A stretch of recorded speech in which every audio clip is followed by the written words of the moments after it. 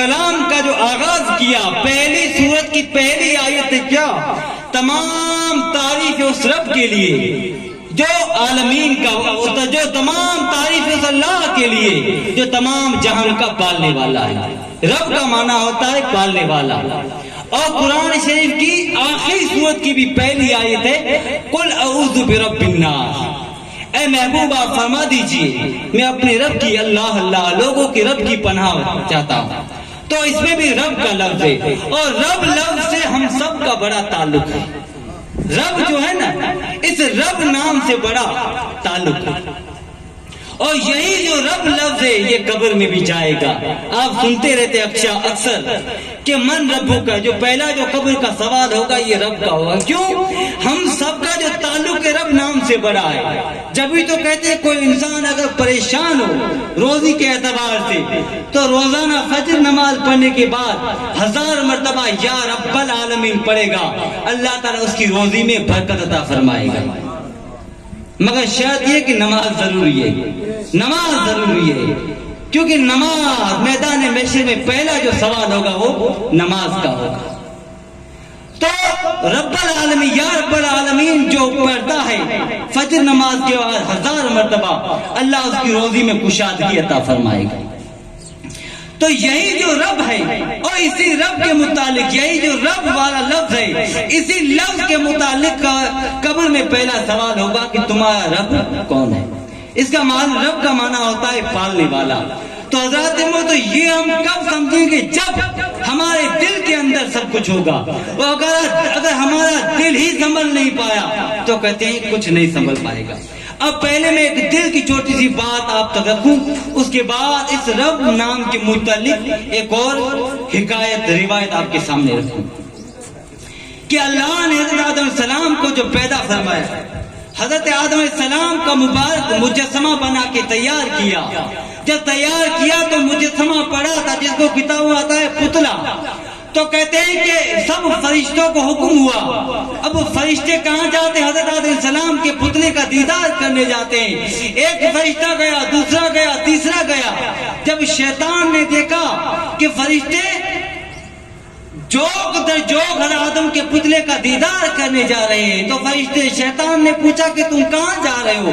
تو فرشتوں نے کہا کہ ہم اللہ کے بنائے ہوئے خلیفے کے مجسمے کا اور ان کے پتلے کا دیدار کرنے جاتے ہیں۔ تب شیطان گیا، کہا کہ میں بھی جاؤں اس کو دیکھ کے آؤں۔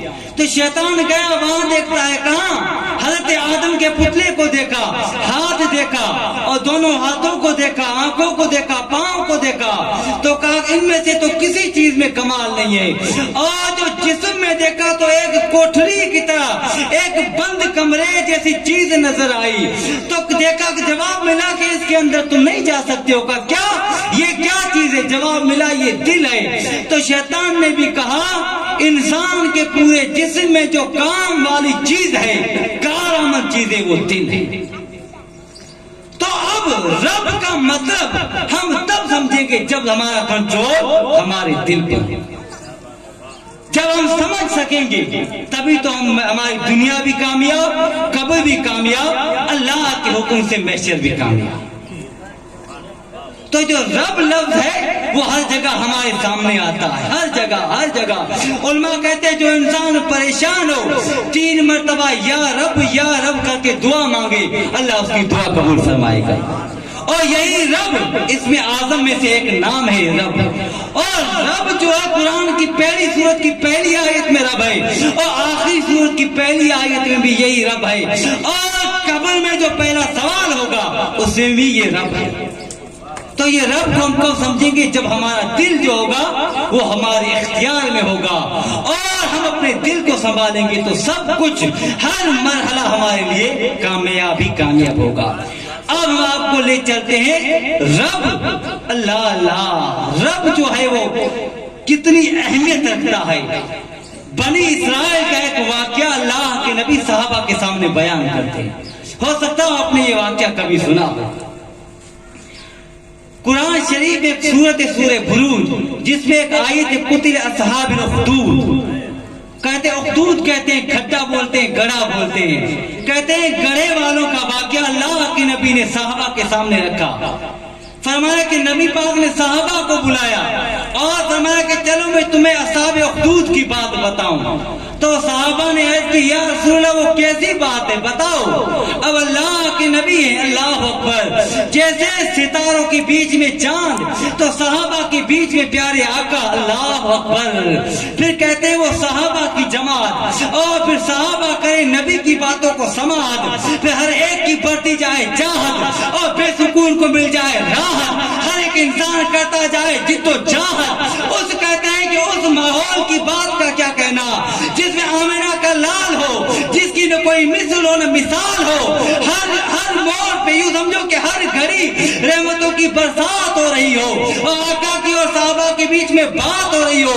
اس ماحول سے بڑا, اس مجمع سے بڑا کوئی, اس مجمع سے بڑا کوئی رحمت والا مجمع نہیں ہوگا جس مجمع میں بیان کرنے والے نبی ہو اور بیان سننے والے صحابی ہو. اللہ اکبر. پھر صحابہ جھرمٹ بنا کر بیٹھے اور نبی پاک نے ان کے سامنے اصحاب اخدود والی بات رکھی. اب فرمایا کہ بنی اسرائیل ایک بادشاہ تھا اور اس کے ساتھ ایک بہت بڑا جادوگر تھا. جادوگر جادو کے ذریعے ان کے سامنے بات رکھتا. آج یہ ہونے والا ہے, کل یہ ہوگا, یہ کرو گے تو جادو یہ کرو گے, اس کا توڑ یہ ہے اور یہ توڑ ہے تو اس کا جوڑ یہ ہے, یہ جوڑ یہ تو اس کا موڑ یہ ہے, اس موڑ کے آگے دوڑ یہ ہے. یوں سمجھو کہ جادوگر اس کو روزانہ بتاتا. اس جادوگر کی عمر دراز ہو گئی تو اس نے بادشاہ کو بلایا اور کہا کہ بادشاہ سلامت کا آپ کے سامنے ریکویسٹ ہے, کیونکہ یہ بھی دنیا کا دستور ہے. چھوٹے لوگوں کی ریکویسٹ ہوتی ہے اور بڑوں کی ریکوائرمنٹ ہوتی ہے. اردو میں جیسے بڑے جو کرتے ہیں وہ فرمائش کرتے ہیں, چھوٹے جو کرتے ہیں وہ عرضیہ کرتے ہیں. تو اس حاکم, اس جادوگر نے بادشاہ کے سامنے اپنی ریکویسٹ رکھی. وہ یہ رکھی کہ اب میں بڑا ہوں, عمر میری ختم ہونے والی ہے, آپ کسی ایسے ایک ذہین بچے کو میرے پاس بھیجو تاکہ وہ جادو سیکھے اور پھر جو میرا کام ہے وہ میرے بعد وہ سنبھالے.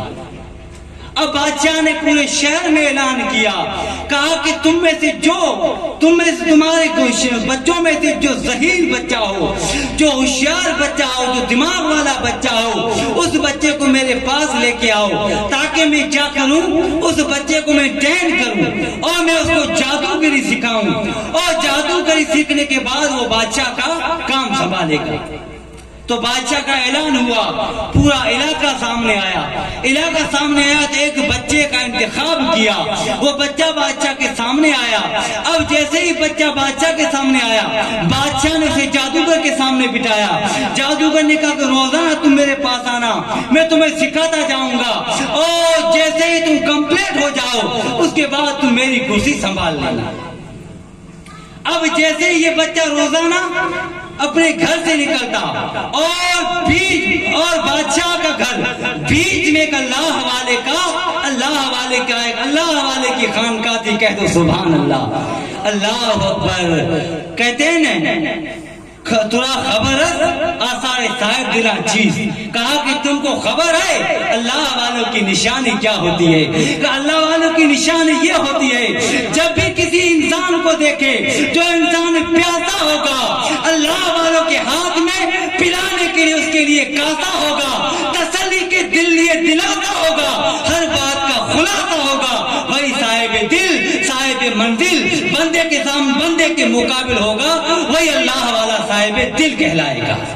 تو صاحب دل بھی انہوں نے دیکھا, اللہ بچہ کبھی بادشاہ کے محل کی طرف جاتا ہے, کبھی اپنے گھر کی طرف جاتا ہے, تو روزانہ سیکھنے جاتا تھا. اللہ والے نے دیکھا کہ روزانہ کہاں جاتے ہو, اس نے کہا کہ میں جاتا ہوں جادوگر کے سامنے علم پڑھنے جاتا ہوں, جادو کا علم.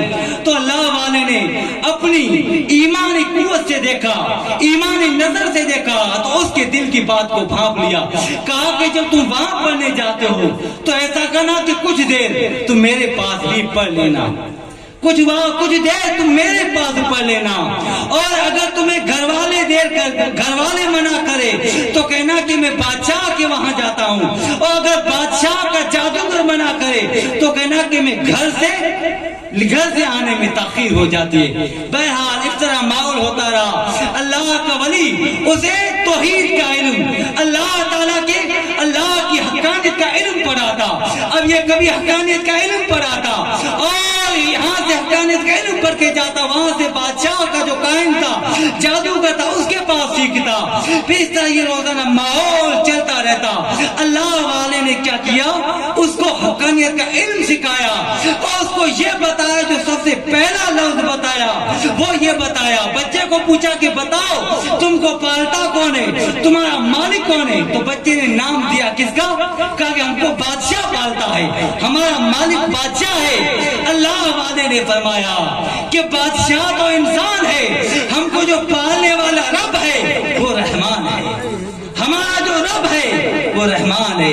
بادشاہ نے اسے کہا کہ بادشاہ انسان ہے، انسان کبھی رب نہیں ہو سکتا ہے، تو اس نے پہلا ہی جو لفظ سکھایا وہ یہ سکھایا کہ ہمارا جو رب ہے وہ اللہ ہے، ہمارا جو مالک ہے وہ اللہ ہے، ہمارا جو خالق ہے وہ اللہ ہے۔ انسان کی ہم کبھی انسان کی کبھی عبادت نہیں کر سکتے، اور ہمیں جس کو رب سمجھنا ہے وہ اللہ تعالیٰ ہی کو سمجھنا ہے۔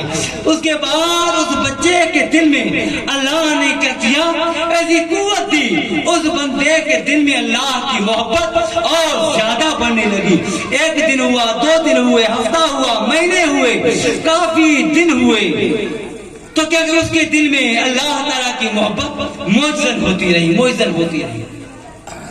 اب ایک دن ایسا ماحول ہوا، اسی شہر میں اتنا بڑا جانور آ گیا کہ پورا راستہ جو تھا بند ہو گیا، راستے کے بیچوں بیچ وہ جانور آ گیا۔ اب راستے کے بیچوں بیچ یہ جانور آ گیا، آدھے شہر کے آدھے لوگ ادھر، آدھے لوگ ادھر۔ اب لوگ سب حیران ہو گئے، اس بلا کو، اس پریشانی کو ختم کیسے کیا جائے، اب کریں تو کیا کریں؟ سب لوگ حیران ہو گئے، اب کیا کریں؟ اب جیسے یہ اللہ کا بندہ، جس بچے کے دل میں علم تھا کہ وہ جانتا تھا کہ سب کو پالنے والا، سب کو سنبھالنے والا اللہ ہے، سب کا مالک اللہ ہے، سب کا خالق، سب کا رب وہ اللہ ہے، تو اس نے کیا دیکھا، اس بڑے جانور کو دیکھا، وہ ہاتھ میں چھوٹا سا پتھر اٹھایا، اور اس نے من میں نیت کی، اس نے یہ کہا کہ اے اللہ، اے اللہ، نعرہ رسالت۔ ماشاء اللہ حضرت تشریف لا چکے ہیں۔ اللہ اللہ درود شریف پڑھیں، اللہم صلی علی سیدنا مولانا محمد و علی آل محمد وبارک وسلم، صلاۃ و سلام علیک یا رسول اللہ و علی آلک الصحابہ یا حبیب اللہ۔ حضرات محترم، میں یہ بات ختم کر کے میں مائک اپنا حضرت کے حوالے کروں، ایک مرتبہ پھر درود شریف نظرانے پیش کریں، صلی اللہ تعالی علی محمد صلی اللہ علیہ وآلہ وسلم۔ اس لڑکے نے کیا کیا، پتھر اٹھایا اور دل میں یہ نیت کی کہ اللہ اگر جادوگر سچا ہے تو یہ جانور جیسا ہے ویسا سلامت رہے، اور اگر اللہ سچا ہے، اگر اللہ سچا ہے تو یہ جانور ختم ہو جائے۔ تو اس نے اللہ کے نام سے، رب کے نام سے بسم اللہ کر کے جیسے ہی اس نے پتھر مارا تو جانور ہلاک ہو گیا، جانور ہلاک ہوا، لوگوں کی پریشانی ختم ہو گئی، پورے شہر میں اس بچے کا چرچا ہو گیا، اس بچے کا چرچا ہو گیا۔ تو جب بادشاہ نے کیا کیا، بادشاہ نے یہ سنا تو بادشاہ نے جادوگر کی تعریف کی، کہا کہ واہ بھائی واہ، تم نے تو بچے کو اتنا ٹرین کر دیا، جس بندے نے بڑے جانور کو ختم کیا۔ تو جادوگر نے کہا کہ میرے علم میں اتنا کمال نہیں، لگتا ہے یہ کمال کوئی اور ہے۔ اللہ اکبر، جادوگر بھی جانتا تھا کہ ہم حقبر نہیں ہے، حقبر جو ہے وہ کوئی اور چیز ہے۔ تو جادوگر نے کہا کہ بچے کو بلایا جائے۔ جب بچے کو بلایا گیا تو بچے کو پوچھا کہ تم نے یہ علم کہاں سے سیکھا، کہا کہ بتاؤ تمہارا رب کون ہے، میں تمہارا رب ہوں۔ تو بچے نے کہا کہ تم تو عام انسان ہو، میرا رب وہ رحمان ہے، اللہ اکبر، میرا رب وہ خالق ہے، میرا رب وہ مالک ہے، میرا رب وہ ہے اللہ لا الہ الا هو الحی القیوم لا تاخذہ سنۃ ولا نوم۔ اللہ وہ ہے جو ہمیشہ سے ہے، ہمیشہ رہے گا، جس کو نہ نیند آتی ہے نہ اونگ آتی ہے، وہ ہر عیب سے پاک ہے، وہ ہر چاہے پر قادر ہے، وہ کسی کا محتاج نہیں، پوری کائنات اس کی محتاج ہے۔ کہا کہ میں نے تو اس کے نام سے پتھر اٹھا کے مارا، اور تم تو رب نہیں ہو، تم تو عام انسان ہو، تمہیں کھانے کی ضرورت پڑتی ہے، ہمیں کھانے کی ضرورت پڑتی ہے، اور تمہیں بھی ہر چیز کی حاجت ہوتی ہوتی ہے جو انسان کو حاجت ہوتی ہے۔ میرا رب وہ ہے جو تمام دنیاوی حاجاتوں سے، میرا رب ہے جسے وہ تمام حاجات سے پاک ہے۔ تو انسان ہے، انسان ہو سکتا ہے، تو رب نہیں ہو سکتا ہے۔ جب بادشاہ کو غصہ آیا تو بادشاہ نے کیا کیا؟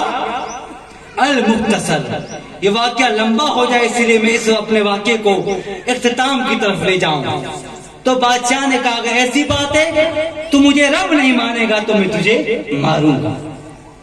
اس بندے نے کہا اگر اللہ کے نام پہ مرنا ہے تو مجھے مرنا قبول ہے، کہہ دو سبحان اللہ، مجھے مرنا منظور ہے۔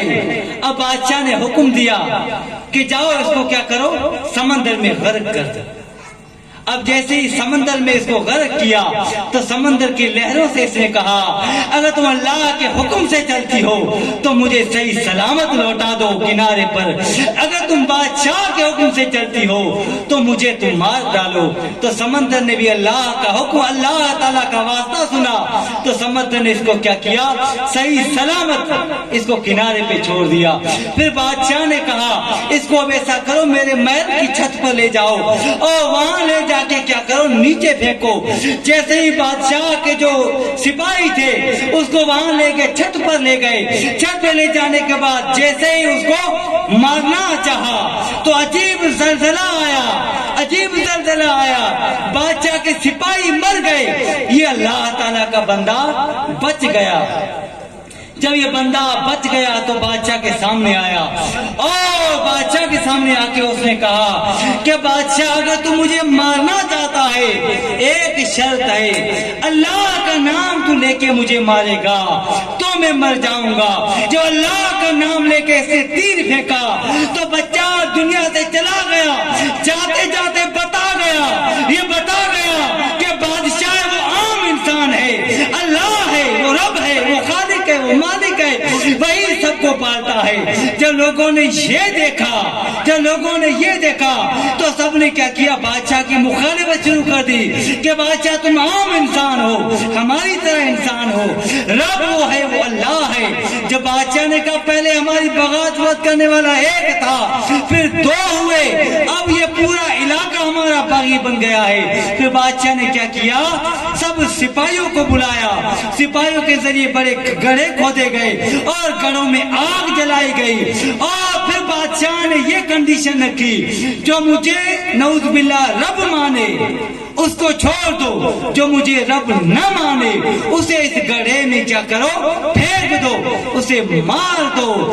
تو جو لوگ مانتا تھا بادشاہ کو رب نعوذ باللہ اس کو بادشاہ بخش دیتا تھا، جو نہیں مانتا تھا ان کو کیا کیا، بادشاہ نے گڑھوں میں ڈال دیا اور سب کو گڑھوں میں ڈال دیا۔ آخر میں ایک ایسی عورت بچی جس کی گود میں ایک دم شیر خوار بچہ تھا، دودھ پیتا ہوا بچہ تھا۔ تو اس عورت نے من میں یہ سوچا کہ اپنے بچے کی جان بچانے کے لیے کچھ پل میں بادشاہ کو رب مان لوں، نعوذ باللہ۔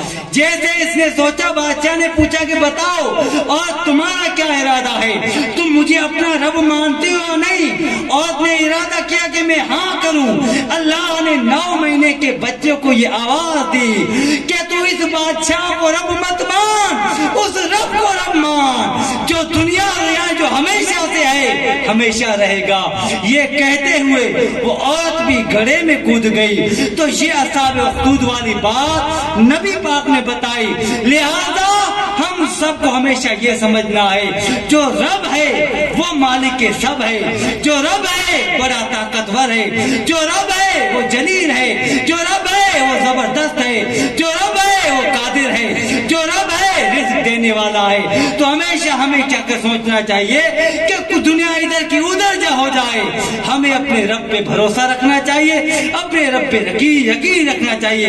یہی وہ رب ہے جو قرآن شریف کی پہلی سورت کی پہلی آیت میں ہے، الحمدللہ رب العالمین۔ قرآن شریف کی آخری سورت کی پہلی آیت ہے قل اعوذ برب الناس۔ تو یہ رب جو لفظ ہے اس میں بڑی طاقت ہے. یہی رب کے متعلق ہم سے قبر میں سوال ہوگا.